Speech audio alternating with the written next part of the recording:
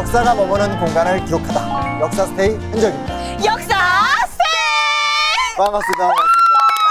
우리가 다시 만났어요. 여기 어딘 줄 알아요? 여기가 어디죠? 청량리역. 청량역이구나. 여기 와본 적 있어요? 알긴 아는데 딱히 올 기회는 없었던 것 같은데요? 참고로 저는 여기에 아주 인연이 많습니다. 아 그래요? 왜 이렇게 인연이 많아? 왜냐면 여기가 내가 10대 때 살던 동네거든요. 여기가요? 네. 그래요? 그래서 옛날 이야기긴 한데 라떼이긴 한데 라떼 말이야? 대학생들 MT 어떤 그 성지, 그러니까 대학을 들어와서 MT를 간다고 하면 다 여기서 출발했죠. 저도 MT 같은 거는 막 한국에 와서 드라마나 영화에서 많이 봤는데 우리 러시아에서 이렇게 한국에만큼 큰 MT 문화가 없는 것 같아요. 아, 그런 건 없어요? 저도 안 해봐서 너무 궁금해요. 아, 그러게. 진짜? 요즘에 그러면 안 되는데 예전에 이제 기차 안에서 확 기타 치고 전차 미팅 이런 그렇죠, 거? 그렇죠. 그래서 우리 과 애들하고 와서 이렇게 보다가 다른 학교 여자애들 괜히 막 수작 걸다가 욕 먹고 아 정말 열심히 사셨네요. 많은 썸과 사랑과 연애와 그런 걸 많이 구경을 하셨죠? 자 이렇게 뭐라고? 원래 보통 옛날에는 이제 청량역이 온다는 것은 주로 이제 저쪽 이제 강원도 쪽으로 가는 길이 어떤 시작점이라고 하는데 최근에 이제 우리가 알다시피 서울역, 용산역 이런 곳이 이제 시스템이 잘 돼가지고 아하. 대학생들의 MT 문화도 좀 바뀌고 그래서 지금도 비슷한 역할을 수행하고는 있지만 뭐 옛날 제가 대학생 때처럼의 어떤 그런 영광은 좀 사라졌죠. 아 그래요? 그리고 그때는 진짜 이 근처가 지금 뭐 너무 건물들이 많잖아요. 여기 황량했었어요. 여기 넓은 광장이 있고 이랬었는데 지금 없어요. 근데 저기 옛날에 롯데리아가 있었어. 이 구 전체, 동대문구 전체에 저기 롯데리아 하나 있었거든요. 우와, 그 지금 예. 이제 롯데백화점이 딱 들어서 있는데 여기 이제 예전에 맘모스 백화점이라고 근데 이 일대 하나밖에 없다. 뭐 이런 곳이어서 그래서 오늘 우리는 이제 동대문구 그 안에서도 이제 청량리와 제기동 쪽 역사 이야기를 한번 좀 찾아보려고 하는데 일단은 들어가세요. 여기 좋은 데 있어요. 저는 예, 갔어요. 야. 와. 야. 탁 트였네. 어머. 여기서 보니까 기분이 되게 달라졌네요. 서울 중심부로 들어가는 일로 쭉 가면 종로거든요. 동대문구고 그러니까 중심부로 들어가는 길목이 요충지. 그래서 옛날에 대학에 합격한 다음에 205번 버스를 타고 쭉 따라서 이렇게 약간 우리 대학을 도착했었고 어머나. 그런 낭만이 있었다. 아니 오라버니가 너무 옛날에 gat혀 있으시다 보니까 지금 그 옛 시절을 소환해서 MT 시절 분위기를 살려서 오. 좀 준비가 돼 있는데 한번 앉아보시죠 저희. 네, 우리 때 예. 이렇게 좋은 거 없었는데 청량리 이거 어떤 뜻이에요? 청량리? 무슨 뜻 같아요? 청량하다 해서 청량리 아닌가요?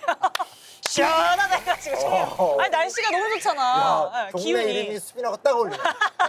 근데 이제 이거 사실은 지명으로 볼 때가 제일 어려워요. 왜냐면 지명이라는 게 누가 이렇게 딱 정해서 되는 경우도 있지만 대부분은 좀 자연 발생적으로 되는 거여서 지금 말한 대로 아 이곳에 기록에 따르면 버드나무도 많고 정말 지역이 청량해서 청량이가 됐다는 썰도 있고 아 실제로. 또 아니면 이제 이 근처에 청량사라는 절이 있었어요. 그래서 이제 그 절의 이름을 따서 이제 청량리가 됐다라고 얘기하는데 뭐 정확하진 않은데 그만큼 이제 과거에 조선시대 때는 이곳이 도성문 밖을 벗어나서 좋은 풍광을 가진 곳이다. 뭐 이런 인상 확실히 좀 있었던 것 같아요. 그러면 조선 문 밖으로 나간다고 하셨는데 아까 말씀하시기도 종로로 나가는 또 길이라고 했잖아요. 그렇죠. 예를 들어서 왕을 보러 가려면 일반인들이 이 길을 쭉 타고 가서 동대문으로 들어가야 되는 거고 반대로 이제 국왕이 이제 백성들을 만나려면 나와서 이 길을 지나서? 가면 되는 거죠. 그럼 여기가 진짜로 중요한 요충지였네요. 그렇죠. 아니 그러면은 보통 이 유동 인구가 많이 왔다 갔다 하면은 그 서민들의 문화 생활이나 이런 것들이 좀 약간 상인들이 좀 부응할 수 있는 그런 문화가 되지 않나요? 그 좋은 얘기예요. 네. 그 이제 조선 후기 때 이야기인데 그 전에 살짝 말씀드리게 되면 여기가 실제로 이제 고종이 사랑했었던 고종의 와이프 명성황후가 죽은 다음에 제일 처음에 만들어졌었던 곳은 이제 홍릉이라고 해서 경희대 쪽에 있었어요.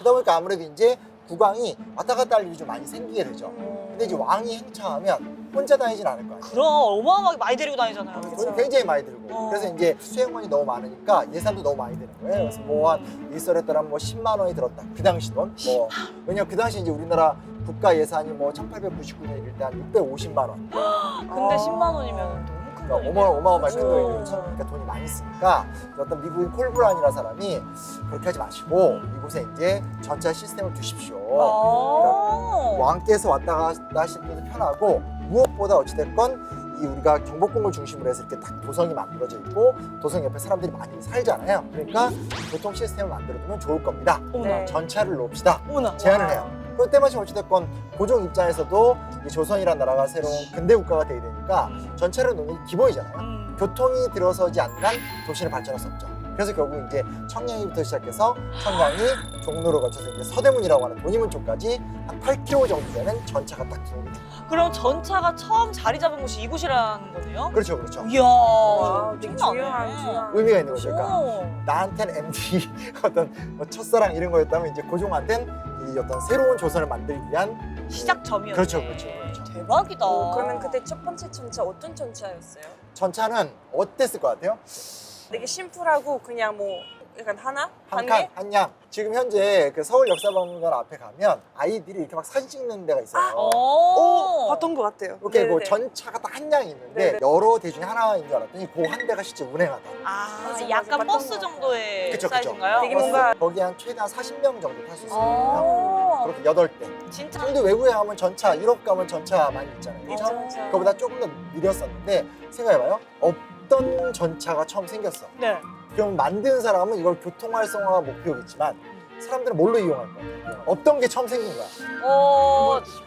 거부할 것 같은데. 내가 저런 걸 해야 되나? 아, 거부한다. 아, 정반대 이야기인데. 아, 너무 찬성하나요? 궁금하다, 가보고 싶다. 궁금한 거죠. 궁금하다, 그쵸, 더 보고 싶다. 아. 실제로 전차 자체가 이 당시에 관광 상품이 됐던 거예요. 이 당시 경복궁에 제일 처음에 전등을 만들었었고, 그리고 이제 전차가 등장하니까 많은 지방에 사는 사람들이 이제 야, 한양의 도성에 가면 전차라는 달리는 자동 기차가 있단다. 오. 막 몰려들어서 이제 타고 그리고 또 안 내려. 아. 신기하잖아.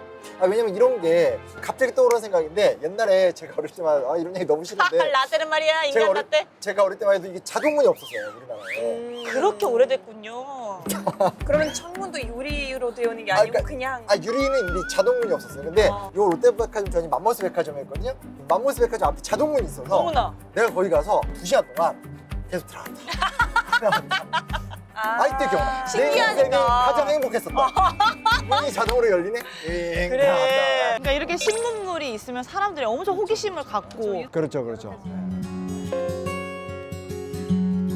사실은 이제 아까 이제 그 수미 씨가 되게 정확한 얘기를 했는데 교통이 좋으면 사람들이 많이 살지 않냐. 정확한 얘기예요. 조선 후기로 들어오면서부터 이 일대가 많이 번성을 해요.